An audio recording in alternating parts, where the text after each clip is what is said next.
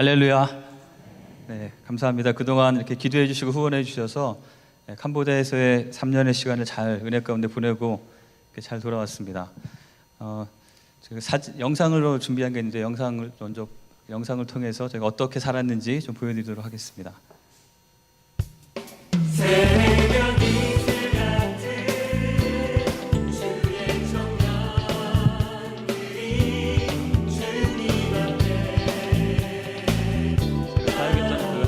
캠퍼스 모습입니다.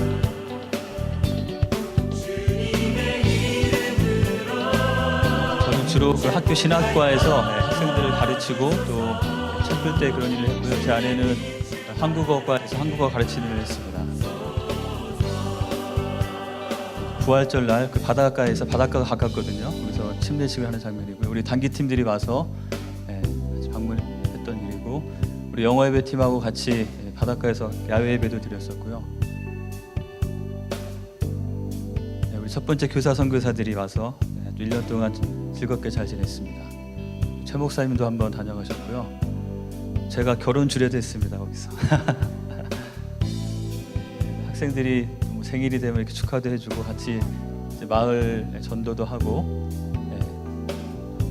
리트릿 가는 건데요. 저희는 밴이 없고 저는 트럭을 빌려가지고 트럭 하나에 한 30명 넘게 탈 수 있거든요. 세조식도 하고 같이 이제 아침에 토요일 아침에 기도 모임도 갖고, 저희 학생들이 바깥에 나가서 이제 다른 교회에서 사역하는 그런 장면들입니다.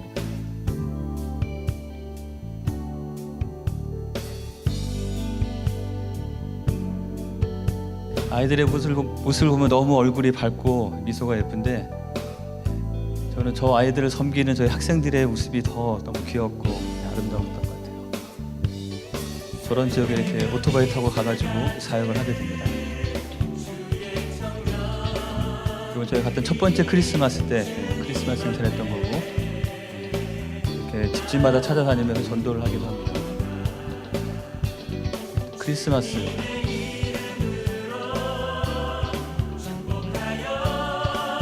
바게트 빵하고 저 소스 하나 가지고 이제 모든 교인들이 즐겁게 풍성하게 파티를 합니다.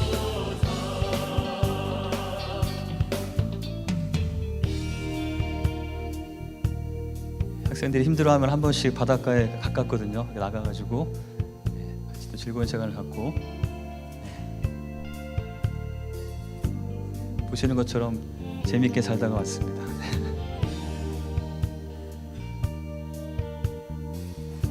거기 라이프 국제학교에 발표회인데요. 해나가 중간에 그 기도 부탁드려서 이제 볼거리가 걸려가지고 얼굴이 너무 귀여워서 사진을 했어요. 중간에 좀 떨어져 있는 시간도 있었고, 다시 만나면서 가족의 소중함도 느꼈고요. 같이 사역하는 우리 한국 선교사님들,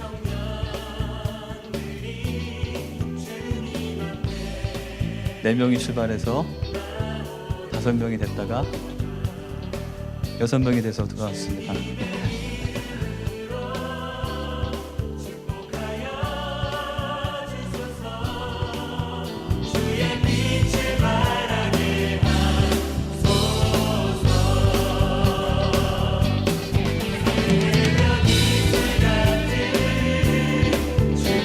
제 채플 모습이고요. 저희 학생들 사역 끝나고 이렇게 점프하면서 사진 찍는 걸 되게 좋아해요. 그래서 이런 사진이 많습니다. 제가 사역 끝날 때마다 같이 학생들하고 부르는 찬양이거든요.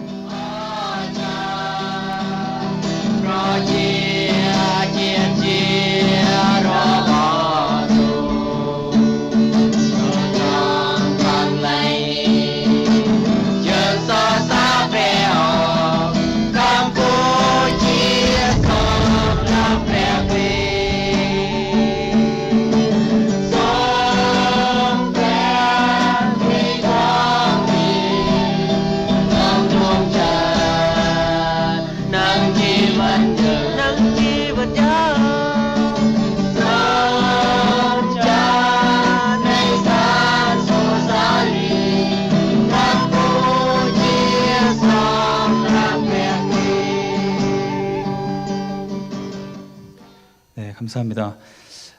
저희 중간중간에 보시면 저희 학생들이 이렇게 그냥 사복을 입고 있는 것도 있고 유니폼을 입고 있는 모습도 있고 그런데 그런 유니폼이나 이런 것들이 저희 교회에서 저 뭐죠? 카페에 가시면 커피 사드시잖아요. 그 수익금이 오면은 그런 걸 모아가지고 유니폼도 입고 또 제가 전도 나갈 때 그 마을 아이들 간식을 그런 걸로 준비해서 잘 썼습니다. 또 우리 갈릴리 목장 우리 어머님들이 보내주셔서 우리 체육대회 할 때마다 신학 가면 항상 유니폼이 없었는데 한번 축구복도 맞춰서 입을 수 있었고요. 너무 감사드리고 또 거기서 있는 동안에 사실 여러 가지 힘든 일도 많이 있었거든요. 정말 마음을 지키기 어려운 일도 있었고 어떤 사람이 너무 미워 보이기도 하고 여러 가지 일들이 있었지만 여러분들이 기도해 주셔서 그 기도의 힘으로 잘 이겼던 것 같습니다. 정말 우리가 선교지를 위해서 이렇게 기도할 때 내가 기도하는 게 이게 뭐 효과가 있을까 이런 생각을 하실 수도 있겠지만 정말 저는 몸소 느꼈습니다. 이게 되게 힘들고 너무 지칠 수밖에 없는 상황인데도 제가 특별히 뭘 하지도 않았는데 다시 마음이 새로워지고 또 어떤 계기를 통해서 저희 마음을 새롭게 해주시고 다시 일으켜 주신 것들을 정말 아주 피부에 아주 와닿게 너무 많이 경험할 수 있었습니다. 우리 지금 우리 캄보디아에 3명의 우리 교사 선교사들이 남아 있는데요.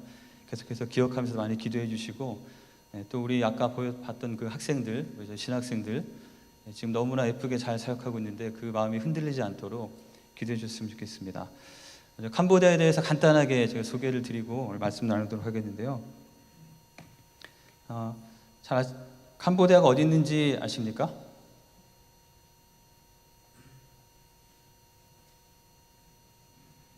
네, 동남아에 있죠. 캄보디아의 면적은 한국 남한의 한 2배 정도 되고요.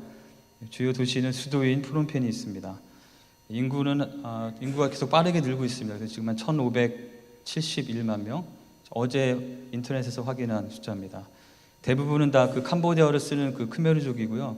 베트남에 가깝기 때문에 베트남계 사람도 많고 최근에는 중국에서 사람들이 엄청나게 들어오고 있어요. 그래서 중국의 영향력도 커지고 있습니다.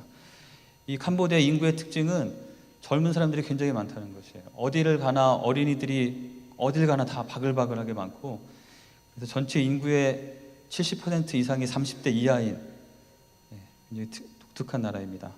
경제적으로도 빠르게 성장하고 있고 하지만 그 부가 한 군데에 이렇게 치중되어 있기 때문에 여전히 대부분의 사람들은 극심한 가난 가운데 있습니다. 대부분 다 불교를 믿고 있고요. 말은 그 캄보디아어가 따로 있습니다. 그리고 영어도 쓰고 또 나이가 많으신 분들은 옛날에 그 프랑스 식민지였기 때문에 불어를 쓰기도 합니다. 이게 더 넘겨주시죠. 저 글씨가 캄보디아 글씨인데요. 뿌레야 뭐 이렇게 가는 거거든요. 캄보디아라는 나라 이름인데 좀 이 문자를 쓰는 이분은 이 나라 사람들은 정말 똑똑한 것 같아요. 저는 3년 지났는데 아직도 이게 어디서 끊기는지 모르겠습니다. 날씨는 1년 동안 6개월 동안은 비가 많이 오고 좀 덜 더운 여름이고 나머지 6개월은 비가 조금 오고 더 더운 여름, 이렇게 1년 내내 여름인 그런 곳입니다. 캄보디아 역사를 간단히 설명해 드리면 과거에는 굉장히 강대한 나라였습니다. 그 당시에는 이 주변에 있는 태국이나 뭐 다 캄보디아의属국이었던 그 당시에 그 강대한 나라일 때 그 당시에 왕이 이제 자기가 신처럼 되기 위해서 만든 신전이 그 유명한 앙코르와트이죠. 근데 이제 나라가 약해지면서 프랑스 식민지를 약 70년 정도 했고 식민지에 있다가 53년도에 독립을 했습니다. 독립 후에 계속해서 내전 때문에 많은 전쟁이 있었고 특별히 그 폴포시라는 사람이 이끄는 크메르 루즈 때 공산 정책에 반대하는 사람들을 이렇게 죽이기 시작해가지고 전체 인구의 거의 3분의 1에 해당되는 200만 정도를 죽이는 그런 일이 있었던 아주 상처가 있는 곳입니다. 93년도에 캄보디아 왕국으로 다시 이제 정리가 되게 됐고요. 그래서 왕과 총리가 있는 그런 입헌 군주제 체제입니다. 그래서 캄보디아 하면은 가장 많이 떠오른 것이 앙코르와트일 텐데 이곳은 그 고대 앙코르 제국의 그 찬란한 문화의 유산들을 가지고 있고 또 쌀이 웬만한 데는 다 이모작이 되고요. 어떤 곳은 삼모작까지 될 수 있는 그냥 땅에 뭘 꽂기만 하면 다 된다고 하는 아주 풍족한 비옥한 나라입니다. 그럼에도 불구하고 역사적인 아픔과 또 정치적인 문제들 때문에 여전히 많은 사람들이 가난과 어려움 가운데 살고 있고요. 안타까운 것이 어린아이들이 이렇게 그 돈 몇 푼을 벌기 위해서 학교도 안 가고 국어라는 그런 곳이 관광지에 가면 특별히 많이 있습니다. 그리고 앙코르와트 옆에 가면 똠레사포스라는 엄청나게 큰 거대한 바다 같은 곳이 있는데 거기에 이렇게 보트 피플이 있거든요. 배 위에서 사는 사람들. 거기 이제 관광 코스로 가요. 구경하러 가면은 아이들이 이렇게 조그만 그 다라이라고 그러나 다라 있죠. 그거를 타고 한 사람이 딱 타고 막 와요. 와가지고 사진 찍고 일불 달라고 하는. 네. 또 한국말도 굉장히 잘합니다. 이 아이들이. 한국 사람들이 많이 오기 때문에 네. 좀 안타까운 일이죠. 그래서 캄보디아는 나라 전체적인 상황을 볼 때 선교적으로 볼 때 국민의 대다수가 아주 미신적인 그런 불교의 영향력 가운데 살고 있고요. 또 요 인도 차이나 근처에 뭐 미얀마나 라오스나 베트남이나 이런 주변의 태국이나 이런 나라들이 자유롭게 선교사나 외국인이 거주하면서 복음 전할 수 있는 곳이 없습니다. 근데 유일하게 캄보디아가 그런 곳이 열려 있어요. 그래서 여기는 비자도 딴 거 소리 없고 그냥 그 돈만 내면 얼마든지 연장이 되거든요. 그래서 자유롭게 있으면서도 자유롭게 복음을 전할 수 있는 인도 차이나 지역의 선교 센터로서 굉장히 중요한 역할을 감당할 수 있는 그런 위치에 있습니다. 그리고 아까 말씀드렸던 것처럼 30대 이하 인구가 전체 대부분을 차지하기 때문에 특별히 이곳에는 교육 선교가 참 효과적인 선교 전략이라고 생각이 됩니다. 우리가 계속 후원하고 있는데 이런 학교들을 통해서 어린아이들이 어렸을 때부터 말씀으로 기독교적인 세계관을 가지고 잘 교육받고 자랐을 때 그 아이들이 이 사회의 주류가 되면 기성세대가 되면 나라 전체가 한꺼번에 바뀔 수도 있는 그런 놀라운 잠재력을 갖고 있는 것이 이곳 캄보디아입니다. 저희가 사역했던 그 라이프 대학을 간단히 좀 더 소개해드리면요. 라이프 대학은 그 푸놈펜에서 바닷가 쪽으로 한 4시간 정도 차를 타고 가면 나오는 곳입니다. 바로 옆에 바닷가가 있기 때문에 너무 아름다운 곳이고요. 여기는 얼마 전에 여기도 우리 교회도 다녀가신 구견의 선교사님이 1997년도에 한국하고 국교가 맺어지자마자 그때 바로 들어가셨어요. 싱가포르 교회에서 파송을 받고 들어가셔서 처음에 컴퓨터 학원부터 시작을 해서 지금 대학교까지 학교 하나하나 이렇게 잘 하나님께서 성장시켜 주셨습니다. 그래서 캄보디아에 영향력을 끼치는 기독 리더를 양성하자는 목표를 가지고 다양한 신학과를 포함한 다양한 전공의 학생들을 가르치고 있습니다. 대학교의 부설 학교로서 그 캄보디아어로 가르치는 초등학교, 중학교, 고등학교가 있고요. 또 우리 그레이스가 교장 선생님으로 있는 국제학교도 이 안에 같이 있습니다. 그리고 우리 학교를 통해서 세워진 여러 지역 교회들을 계속 후원하고 그들 돕는 일들을 이 대학을 통해서 하고 있습니다. 저희는 그곳에서 저는 아까 말씀드렸다시피 신학과에서 학생들하고 같이 시간을 보내는 학생들 가르치고 또 함께하는 사역을 주로 했고요. 저희는 매일마다 그 채플이 있는데 그 채플을 인도하는 일을 하게 됐고 또 주일날 여기 캄보디아 예배, 한국어 예배, 영어 예배가 있습니다. 같은 시간에 이제 국제학교에 온 선교사님들이나 외국인 선교사들이나 아니면 그 지역에 있는 외부에 있는 선교사들이 같이 모여서 예배드린 영어 예배 사역을 할 수 있었고 제 아내는 온라인으로 한국어 교사 자격증을 땄어요. 거기 있는 동안에. 그래서 한국어과 강사로서 강의를 했고 학생들과 함께 지역교회들을 다니면서 지역교회들의 필요를 돕는 그런 일들을 할 수 있었습니다. 굉장히 많은 나누고 싶은 이야기들이 많지만 그 중에 가장 기억에 남는 2가지를 꼽는다면 아까 사진에도 나왔었는데 첫 번째는 작년 부활절 때 사진인 것 같아요. 작년 부활절 때는 저희 그 학교에 있는 교회뿐만 아니고 주변에 있는 저희가 돕는 그 같이 연결되어 있는 교회들 다 초청해가지고 바닷가 해변 비치 하나를 다 빌렸습니다. 그래서 거기에서 같이 예배드리고 같이 바베큐 파티도 하고 또 이날 그 침례식을 했는데 이날 50여 명의 새로운 사람들이 침례를 받는 감사한 일이 있었습니다. 여기는 바다가 가깝기 때문에 저희가 바다 안에서 침례식을 했는데요. 바다 물 안에 제가 먼저 들어가서 딱 기다리면 해변에서부터 한 명씩 침례를 받으러 이렇게 걸어서 들어와요. 그러면은 걸어 들어오는 그 시간과 기다리는 그 시간이 너무나 귀했었고 한 명 한 명을 정말 축복하면서 침례를 할 수 있었던 그런 은혜의 시간이 있었습니다. 사실 이걸 2번 했었는데 2번째 할 때는 바람이 엄청 많이 불었어요. 파도가 세가지고 저 파도 속에 서 있는 사람이 접니다. 한 명은 물속에 들어가 있죠 지금. 같이 침례를 받으면서 침례를 주는 침례교 목사로서의 정체성을 확인할 수 있는 그런 시간이었습니다. 2번째 기억에 남는 것은 저희 학생들과 했던 사역인데요. 이 학생들과 우리 전도하러 나가는 일들이 있는데 한 곳에 새로운 교회가 없는 지역에 교회를 개척하는 프로젝트가 있는 걸 알고 그 선교사님하고 같이 조인해가지고 그 마을에 가서 그 마을의 필요를 살피고 어린아이들을 위한 프로그램들을 같이 시작했습니다. 처음에 장소가 없어서 그냥 공터에서 이렇게 시작을 했는데요.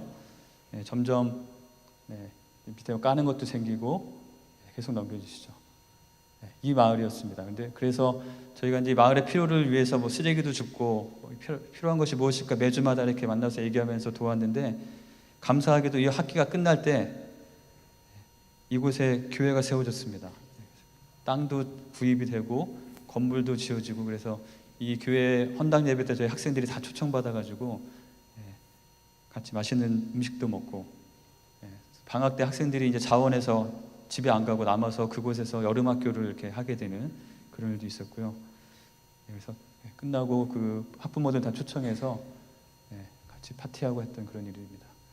너무나 감사한 게, 이곳에서 참 안타까운 일이 뭐냐면, 현지 그 지도자들이 선교사들이 시키는 일만 하고 스스로 뭔가 하려고 잘 하지 않아요. 그게 가장 큰 어려움이었는데, 이 사역을 통해서 하게 된 것은, 제가 사실 아무것도 시키지 않고 가자고만 하고, 가서 뭘 할지 그거는 다 학생들 보고 다 알아서 하라고 그랬어요. 모여서 리더를 세워주고 알아서 정하고 프로그램도 짜고 뭐 어떻게 하면 좋을지 결정하고, 저는 차만 태워주고 최대한 뒤로 빠져서 그냥 구경만 하고. 두 가지 좋은 점이 있었습니다. 첫 번째는 너무 편해요. 그냥 그 시간이 돼도 전혀 부담이 없이 그냥 미리 준비할 것도 없이 그냥 가면 되니까. 두 번째 좋은 점은 너무 효과적인 거예요, 이 일이. 이 학생들이 자기네들이 자라왔기 때문에 아이들이 뭘 좋아하는지 알고 어떻게 해줘야 되는지 알고, 제가 전혀 생각하지 못했던 것 필요도 알아서 머리도 감겨주고 손톱도 깎아주고 이런 일도 하고. 그래서 학생들이 또 그 일들을 통해서 스스로 자기가 뭔가를 했을 때 교회가 세워지는 것을 처음부터 아무것도 없던 것부터 시작해서 보게 된 거예요. 그래서 이 학생들이 지금은 졸업하고 그 교회 사역을 하는 친구들도 있는데, 시키지 않아도 자기들이 알아서 너무나 잘해요. 자기 필요를 보고 아이들 밤에 모아서 야학도 만들어서 시작한 그런 형제도 있고, 그리고 지금도 이제 제가 페이스북이 있기 때문에 계속 그 보고가 자동으로 올라오거든요. 보면은 전에 이제 한 군데에서 했는데 그거를 이제 팀을 나눠가지고 두 군데의 교회로 갔다가 지금 네 군데로 나가서 계속해서 이 일을 하고 있다고, 그런 보고가 들어온 걸 볼 때 너무나 참 감사한 것 같습니다. 이 학생들이 너무나 순수한 마음으로 이 일을 잘하고 있는데, 사실 여러 가지 유혹이 많습니다. 그래서 이 학생들이 그 유혹에 빠지지 않고, 그 유혹은 제일 큰 게 돈이죠. 영어도 좀 할 줄 알고 하기 때문에 교회 사역 안 해도 딴 데 가면 돈 훨씬 많이 벌 수 있는 일이 조금만 눈을 돌리면 너무 많아요. 그렇지만 그런 것 가운데 흔들리지 않고 자기에게 맡겨진 사역을 잘 감당하는 우리 학생들이 될 수 있도록 기도해 주시면 좋겠습니다. 오늘 말씀 같이 나누도록 하겠는데요. 오늘 읽은 본문의 내용을 아마 여기 계신 모든 분들이 잘 아시는 내용일 거라고 생각합니다. 주인이 길을 떠나면서 종들을 불러서 1달란트, 2달란트, 5달란트를 맡기고 돌아와서 다시 계산하는 그 장면이죠. 2달란트 맡은 자와 5달란트 맡은 자는 충성되게 그를 잘 관리하고 해서 더 많은 그 이익을 불리게 됐습니다. 하지만 1달란트 받은 사람은 그냥 땅속에 묻어놨다가 그걸 그대로 가지고 왔을 때 주인이 엄청나게 화를 내면서 쫓아내버리는 그 이야기입니다. 이 이야기를 들을 때마다 그런 의문들을 갖는 분이 있는 것 같아요. 1달란트 받은 사람은 1달란트밖에 안 받았는데, 그 사람한테 2달란트나 5달란트 받은 사람처럼 그렇게 뭔가 성공적인 결과를 기대하는 것 자체가 이게 불공평한 거 아닌가? 여러분 어떻게 생각하십니까? 그 사람은 2달란트고 5달란트니까 잘한 거고, 나는 1달란트밖에 없으니까 뭐 어쩔 수 없는 거였지, 이렇게 생각할 수 있는 것 같습니다. 저희가 본문의 15절 그 내용을 보면요, 거기 이렇게 기록되어 있습니다. 그 주인이 그냥 나눠준 것이 아니고 각각 그 재능대로 어떤 사람한테는 1달란트, 어떤 사람은 2달란트, 5달란트 줬다는 것이죠. 그 주인은 그 종들이 어떤 사람들이고 그들의 특징이 뭐고 그들의 재능이 뭔지를 잘 아는 주인이었습니다. 그래서 그들이 감당할 수 있을 만큼의 달란트를 맡겼다는 것이죠. 실제로 똑같은 얘기가 그 누가복음 19장에 보면 나오거든요. 거기는 문화라, 달란트가 아니고 문화를 나눠주는 거로 나오는데, 거기에 보면은 10명의 종을 불러서 10개의 문화를 똑같이 나눠줬다고 되어 있습니다. 그러니까 이 이야기의 어떤 본질이 누가 많이 있었고 적게 있었다는 것이 본질이 아니라는 것이죠. 그러나 그래도 여전히 불공평하다, 이렇게 생각할 수 있을 것 같습니다. 선교지에서도 그런 분들 만나게 되는데요. 저희가 필리핀 단기 선교나 아니면 캄보디아에서도 너무 신앙이 좋은 분을 만나는데, 그분들에게 뭔가 이렇게 좀 더 헌신하고 선교적인 도전을 했을 때 그들이 보이는 반응은 당신은 돈이 많으니까 뭐 가진 게 많으니까 이런 걸 할 수 있지만 우리는 할 수 없습니다. 이렇게 말하는 걸 들을 때 되게 안타까움이 많이 있었어요. 혹시 여러분들도 그렇게 생각하는 분들이 있으십니까?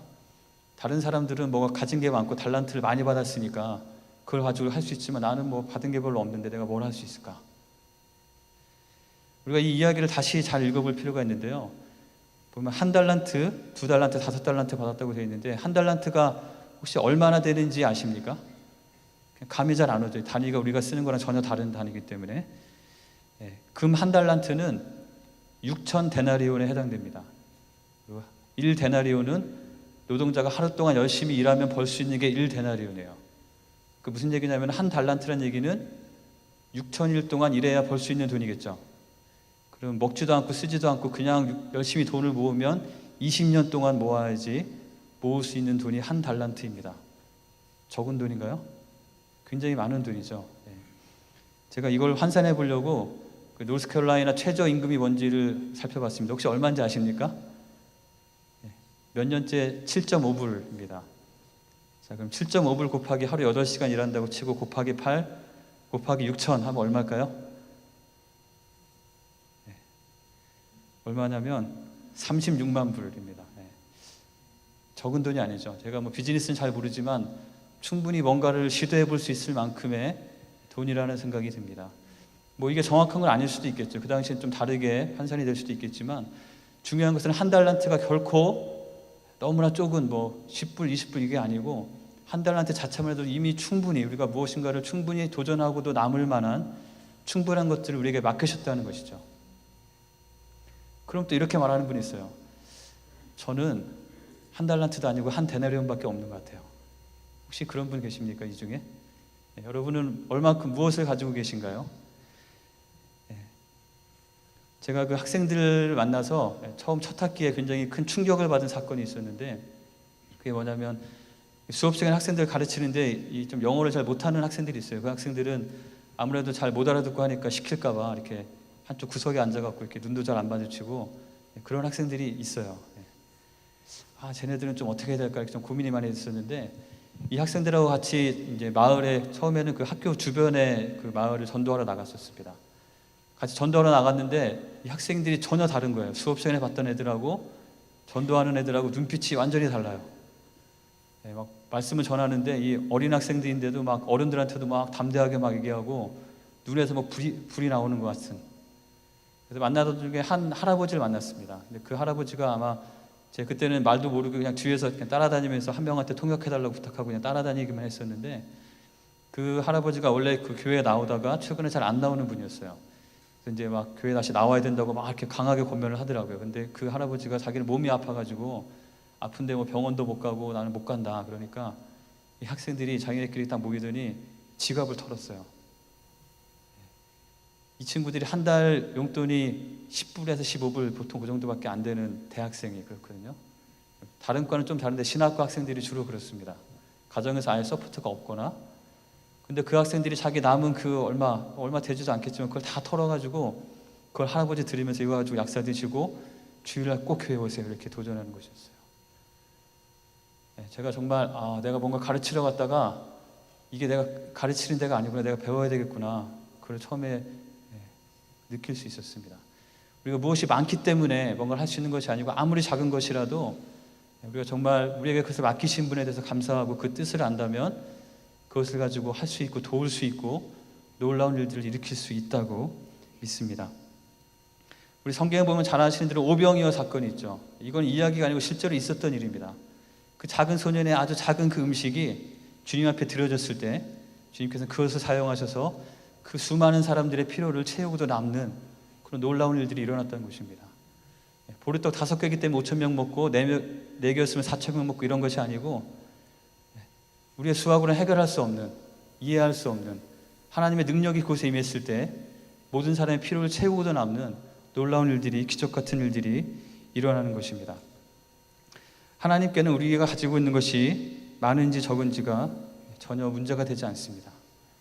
우리가 가진 것이 아무리 적다 하더라도 정말 그것을 가지고 주님을 사랑하고 하나님께 감사하는 마음으로 하나님을 위해서 도전하고 쓰려고 할 때 주님께서는 거기에 축복하셔서 귀한 일들을 일으키신다고 믿습니다. 우리가 우리의 마음의 태도를 바꾸고 어떻게 헌신하느냐가 더 중요한 것이죠. 동남아 지역에는 생과일 주스를 많이 팝니다. 덥기 때문에 또 과일이 싸니까요. 이렇게 시원한 얼음에 담아서 비싸지도 않고 마시면 너무 좋거든요. 근데 그 주스를 시킬 때 이제 가끔씩 얼음 때문에 배탈 나는 경우가 있기 때문에 얼음을 빼달라고 주문할 수 있어요. 옵션이 있어요. 거기는 주문하면 바로 그 자리에서 과일을 꺼내서 그대로 짜서 주거든요. 맛있겠죠. 근데 얼음을 빼달라고 그러면 가격이 더 비쌀까요? 더 싸질까요? 얼음도 없는데 더 싼 게 아니고 더 비싸집니다. 2배까지는 아니지만 거의 1.5배 정도의 돈을 받아요. 왜 그럴까요?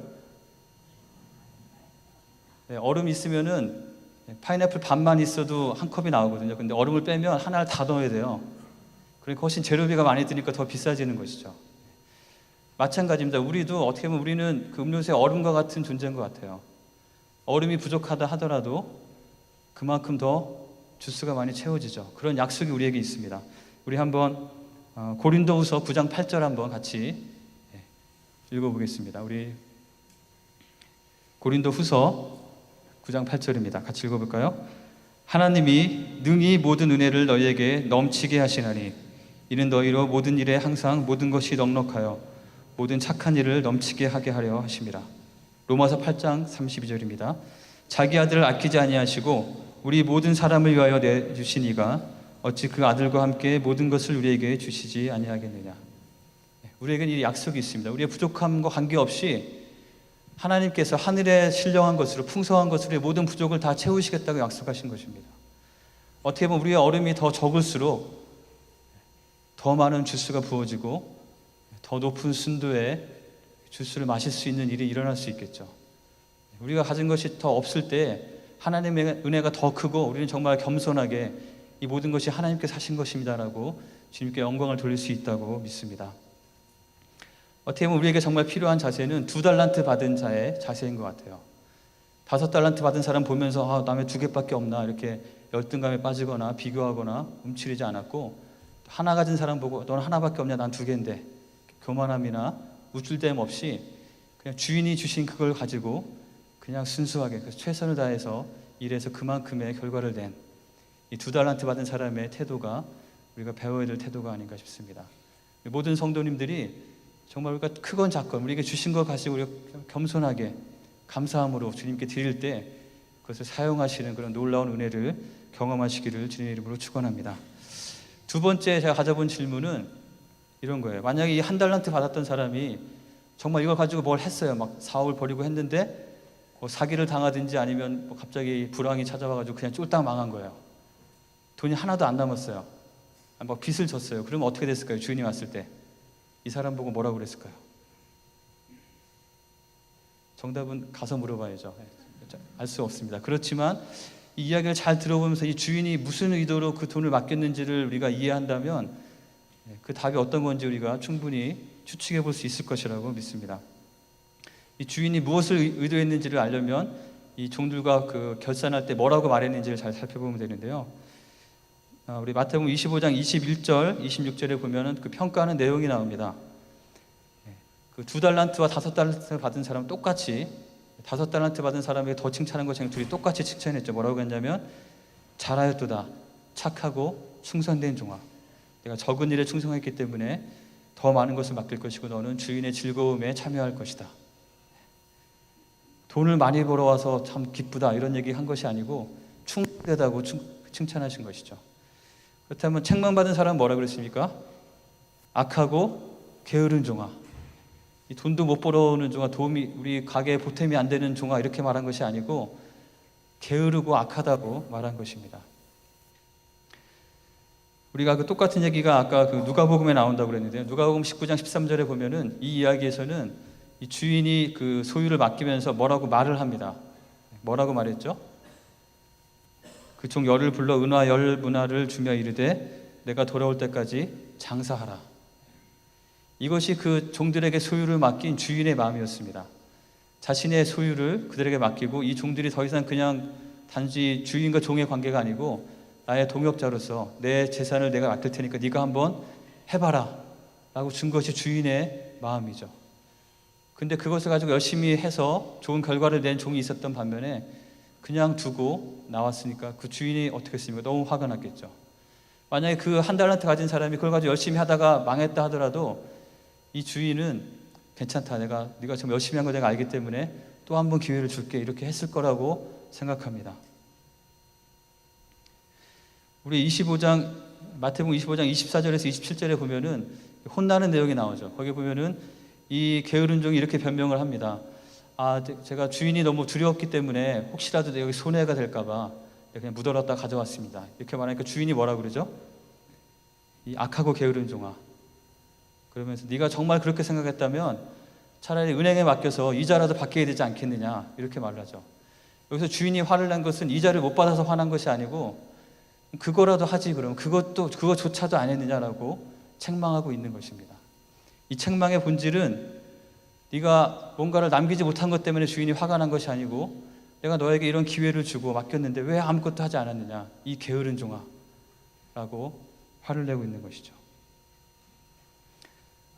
세계 곳곳에 좋은 놀이공원들이 많이 있는 것 같습니다. 저도 이번에 돌아오는 길에 한국에서 한 2달 정도 머물면서 이제 아이들과 한국에 있는 에버랜드에 갔었는데요. 제가 어릴 때 가보고 자연동원일 때 가보고 2번째 가봤는데 너무 재밌는 게 많더라고요. 놀이공원도 이제 좋은 놀이공원일수록 더 비싸지 않습니까? 그리고 자유이용권 같은 걸 끊으면은 입장료가 더 비싸죠. 혹시 여러분 중에 그런 분들 계신가요? 그런 아주 너무 좋은 놀이공원에 다 이용할 수 있는 그런 패스를 끊고 들어가서 그 문 앞에만 이렇게 있다가 나오시는 분 있으십니까 혹시? 그런 분은 아무도 없겠죠. 저도 이번에 가서 제 생전 처음으로 롤러코스터를 탔습니다. 제 에린이가 너무 타고 싶다고 같이 가자고 그래가지고 저 그런 거 별로 안 좋아하는데 어쩔 수 없이 끌려서 같이 갔어요. 근데 정말 이렇게 하늘 끝까지 올라가더라고요. 올라가니까 막 모든 것이 다 보여요. 근데 갑자기 이제 막 땅으로 떨어지는데 그냥 정말 죽는 것처럼, 그 놀이공원 안에서 이렇게 막 올라가기도 하고 떨어지기도 하고 또 막 좀 살아있는 사자가 막 곰이 차에 막 와서 막 바로 옆에서 볼 수 있기도 하고 때로 놀라기도 하고 또 때로 피곤하기도 하지만 너무나 즐겁고 누릴 수 있는 것이 굉장히 많이 있습니다. 우리의 신앙생활도 그런 것 같아요. 우리의 신앙생활도 우리가 주님을 믿기로 작정했을 때 우리 신앙생활 안에는 너무나 스펙타클하고 너무나 흥미진진하고 재미있는 일들이 너무 많이 있습니다. 근데 그 패스를 끊고도 들어가지 않고 그냥 가만히 그 문 앞에만 있으면 우리 생활은 여전히 심심하고 재미없고 아무 일도 일어나지 않겠죠. 그곳에 들어가셔서 그걸 아무리 하루 종일 돌아도 거기 있는 걸 다 이용할 수 없더라고요. 최대한 많이 도전하고 끊고 타보고 할 때 그 안에 있는 그 즐거움들과 풍성함들을 누릴 수 있고 그것이 바로 지혜로운 사람이라고 믿습니다.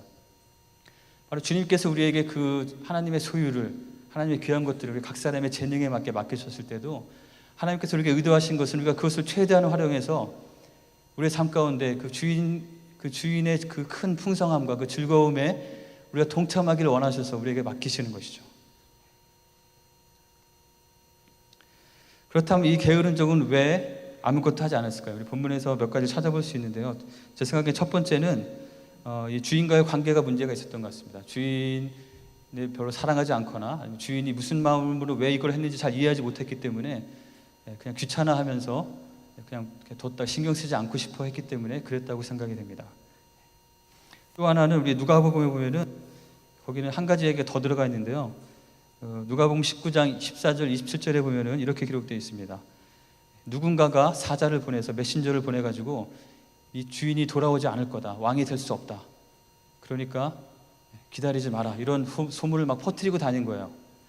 그랬을 때 다시 주인이 왕이 돼서 돌아와서 그 소문을 퍼뜨린 그 악한 자를 죽여버리는 그런 이야기가 나오는데 우리에게도 주인이 돌아오지 않는다고 속삭이는 그 사탄의 속삭임들이 있습니다. 확실한 것은 주인은 반드시 돌아옵니다. 우리가 가서 만나든 그분이 먼저 오시든 우리는 반드시 우리에게 귀한 것들을 맡기신 그 주님 앞에 서게 될 것이고 분명히 우리 각 사람에게 물으실 것입니다.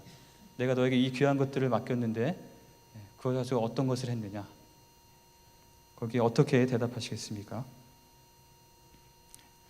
하나님께서 우리에게 원하시는 것은 뭔가 우리를 막 짜내가지고 하나님 나라에 뭐 하나라도 더 얻어내려고 하는 그런 주인이 아니고 우리에게 맡기시고 장사하라고 우리에게 권면하시는 그 주인의 그 마음은 그렇게 함을 통해서 우리가 하나님 나라의 주인으로서 그 주인의 즐거움에 동참하기를 원하시기 때문에 우리를 초청하시고 우리가 맡기신다고 믿습니다. 여러분에게는 어떠한 것이 있으십니까? 우리 로마서 12장 6절에서 8절에 보면 다양한 은사들이 기록되어 있습니다. 하나님께서 우리를 사랑하셔서 각 사람에게 잘 맞는, 각 사람을 잘 아시기 때문에 그 사람에게 잘 좋은 것들을 우리에게 많이 주셨습니다. 어떤 사람에게 예언하는 것으로, 어떤 사람은 섬기는 일에, 또 가르치는 일에, 위로하는 일에, 구제하는 일에, 또는 인도하고 다스리는 일에, 또 긍휼을 베푸는 일에. 여러분에게는 어떤 것이 있습니까? 어떤 분은 그냥 얼굴만 봐도 기분이 좋아지는 밝은 미소를 가지신 분도 있을 것이고, 또 건강한 몸과 건강한 팔과 또 좋은 목소리나 또 리더십이나 좀 행정력이나 사람들 잘 케어하는 마음이나 운동을 잘하시든지 언어를 잘하시든지 아이들을 너무 좋아하시든지 음식을 기가 막히게 잘하시든지 굉장히 다양한 것들을 우리 삶 속에서 하나님께서 우리에게 주셨습니다. 더 중요한 질문은, 우리가 무엇을 가지고 있느냐보다 더 중요한 질문은, 그럼 우리는 그것을 가지고 무엇을 하고 있습니까? 우리에게 이러한 것들을 주신 목적은 그리스도의 몸을 세우고 하나님 나라의 풍성함을 함께 이루어가기 위해서 우리에게 주셨다는 것을 우리가 기억해야 될 것입니다. 우리가 그것을 사용하고 그것을 위해서 장사할 때 그것의 풍성함들을 우리가 누릴 수 있고 주인의 즐거움에 참여할 수 있게 되는 것입니다. 굉장히 취업이 어려운 시대라고 하는데요. 혹시 이러한 기업이 있다면 여러분 어떻게 한번 어플라이 해보시겠습니까? 채용 인원은 무제한이고 지원만 하면 다 합격입니다. 특전이 있는데요. 채용하는 즉시 정규직입니다. 비정규직 없고 평생 동안 임기를 보장해주고 전사원에 대해서 정확한 능력을 평가한 다음에 각 사람이 가장 잘할 수 있는 일을, 그런 일을 줍니다. 그리고 그 재능을 최대한 발휘할 수 있도록 사업 자본을 비롯한 모든 걸 다 그냥 무상으로 지원해 줍니다. 그리고 자신이 거둔 성과는 본인이 다 같이 누릴 수 있도록 해주고, 성과가 잘 안 될 경우에는 전문 컨설팅과 재도전의 기회를 무제한으로 제공하는, 이 기업이 있다면 여러분 한번 어떻게 관심 있으십니까? 하나님 나라가 바로 이런 곳입니다. 하나님께서는 지금도 이런 채용 공고를 내시고 우리 각 사람들을 초청하고 계세요. 누구든지 원하면 들어가실 수 있고, 그래서 우리가 기쁨으로 그 귀한 일에 참여하고 그 즐거움에 참여할 수 있습니다. 마지막으로 그림 하나 보여드리고 마치도록 하겠는데요. 연못가에 개구리 4마리가 있었습니다. 이 4마리는 물을 굉장히 두려워하는 개구리였어요. 개구리임에도 불구하고 어느 날 이 넷이 모여가지고 우리가 더 이상 이렇게 개구리답지 못하게 살지 말고 연못으로 과감히 뛰어들자 결심을 했습니다. 몇 마리가 뛰어들었을까요?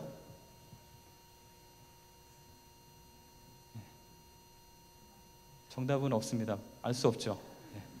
4마리 모두 굳게 결심했지만 실제로 몇 마리가 뛰어들었는지는 알 수가 없어요. 그렇죠? 결심하는 것과 뛰어드는 것은 다릅니다. 여러분 각자에게 주신 것이 무엇인지 잘 생각하시고, 정말 그거 뭔지 모르시면은 하나님 앞에 기도해 보세요. 그래도 모르시겠으면은 내 배우자, 가까이 있는 사람한테, 친구들한테 물어보세요. 그래도 모르시면 목자들 찾아가서 한번 물어보세요. 여러분들 위해서 기도하시는 목자분들이 잘 아십니다. 내가 우리 목장을 위해서, 내가 우리 교회를 위해서, 하나님 나라를 위해서 내가 뭘 할 수 있을까요? 물어보시면 정확하게 얘기해 주실 것입니다. 그래도 시원치 않으시면 목사님 찾아오세요.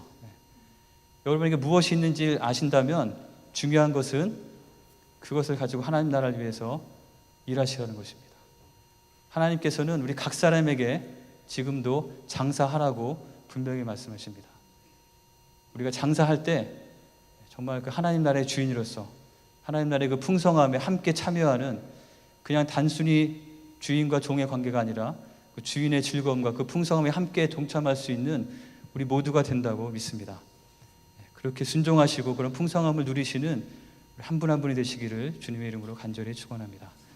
같이 기도하겠습니다. 하나님 아버지, 하나님 은혜에 감사합니다. 참 죄인이었고 죽을 수밖에 없는 저희들을 사랑하셔서 저희를 구원하여 주시고, 또 저희로 하여금 하나님 나라 안에 있는